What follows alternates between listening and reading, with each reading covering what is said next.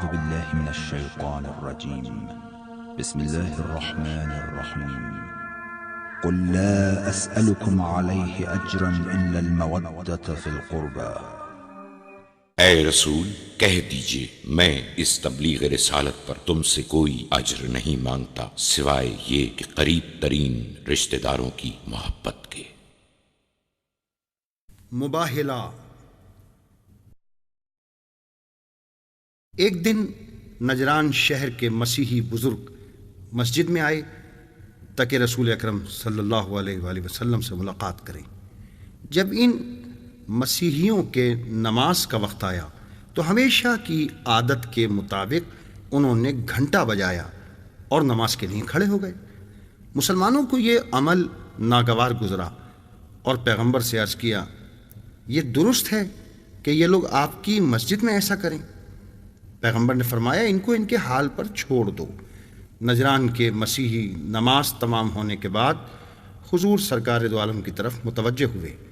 ان میں سے ایک آگے آیا اور کہا حضور کی خدمت میں کہ آپ لوگوں کو کس چیز کی دعوت دیتے ہیں؟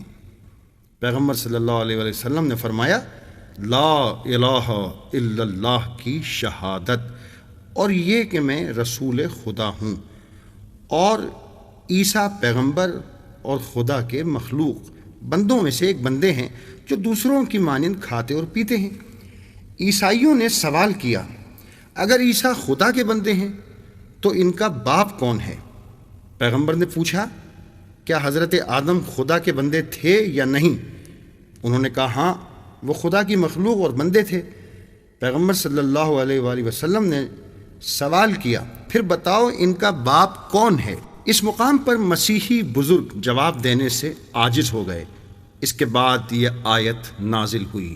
آیت: أعوذ بالله من الشيطان الرجيم. بسم الله الرحمن الرحيم. إن مثل عيسى عند الله كمثل آدم خلقه من تراب.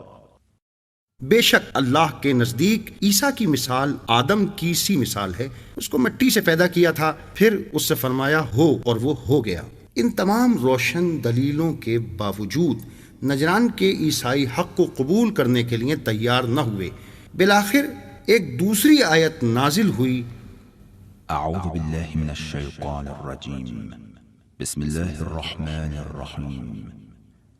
فمن حاجك فيه من بعد ما جاءك من العلم فقل تعالوا ندعو أبناءنا وأبناءكم ونساءنا ونساءكم وأنفسنا وأنفسكم ثم نبتهل فنجعل لعنة الله على الكاذبين۔ پھر جو شخص تم سے عیسیٰ کے بارے میں حجت کرے بعد اس کے کہ تمہارے پاس علم آ چکا ہے تو کہہ دو کہ آؤ ہم اپنے بیٹوں کو بلائیں اور تم اپنے بیٹوں کو بلاؤ، اور ہم اپنی عورتوں کو بلائیں اور تم اپنی عورتوں کو، اور ہم اپنے نفسوں کو بلائیں اور تم اپنے نفسوں کو بلاؤ، پھر ہم خدا کی طرف رجوع کریں اور جھوٹوں پر خدا کی لعنت قرار دیں۔ رسول اکرم صلی اللہ علیہ وآلہ وسلم نے ان کی طرف رخ کر کے فرمایا، آؤ ہم مباہلہ کر کے ایک دوسرے پر لعنت بھیجیں، اگر میں حق پر ہوں تو لعنت اور عذاب الہی تم پر نازل ہوگا، اور اگر تم لوگ حق پر ہو تو یہ عذاب مجھ پر نازل ہو۔ مسیحیوں کے بزرگوں نے ان سے کہا، اگر محمد اپنی قوم کے ہمراہ مباہلے کے لیے آئیں تو ان کے ساتھ مباہلہ کریں گے، لیکن اگر اپنے اہل بیت کے ہمراہ اس کام کے لیے آمادہ ہوئے تو اس مباہلے سے گریز کریں گے، کیونکہ ہم نے سنا ہے کہ پیغمبر آخر الزمان اپنے اہل بیت کے ہمراہ مباہلے کے لیے تشریف لائیں گے۔ اگلی صبح نمودار ہوئی۔ پیغمبر اکرم صلی اللہ علیہ وآلہ وسلم ایک مرد، ایک عورت اور 2 بچوں کے ہمراہ ثابت قدمی سے مباہلے کے مقام کی طرف تشریف لا رہے تھے۔ مسیحیوں نے پوچھا، یہ کون ہیں کہ جن کے چہرے اس قدر درخشاں اور تابناک ہیں؟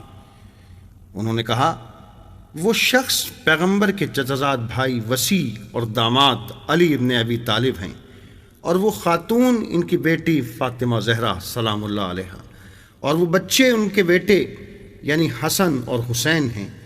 یہ باتیں سنتے ہی عیسائیوں پر لرزہ طاری ہو گیا۔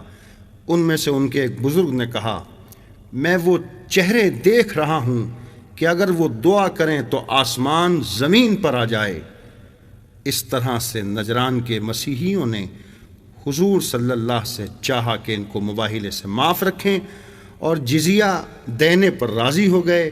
جزیہ وہ پیسے ہیں جو ہر سال کفار ادا کرتے ہیں تاکہ ان کی جان و مال محفوظ رہے۔